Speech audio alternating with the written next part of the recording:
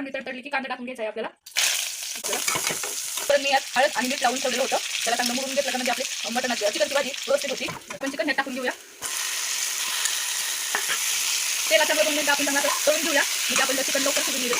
गरम पाणी होतं त्याच्यात. तर 10 मिनिटात आपलं चिकन शिजून निघेल, त्यासाठी आपण थोड्या वेळ ह्याच्यावर झाकण लावून ठेवूया. होऊ शकता आपला असा अर्धा कच्चा भात शिजलेला आहे. आपण एका ताटलीत काढून घेऊया. आणि खोबरं घातलेला मसाला आहे तो आपण टाकणार आहे.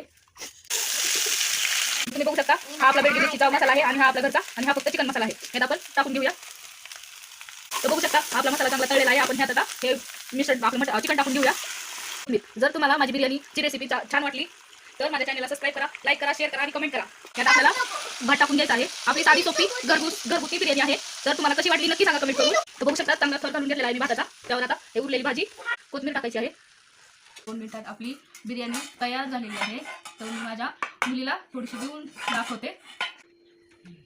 कशी झाली आहे का सानू बिर्याणी?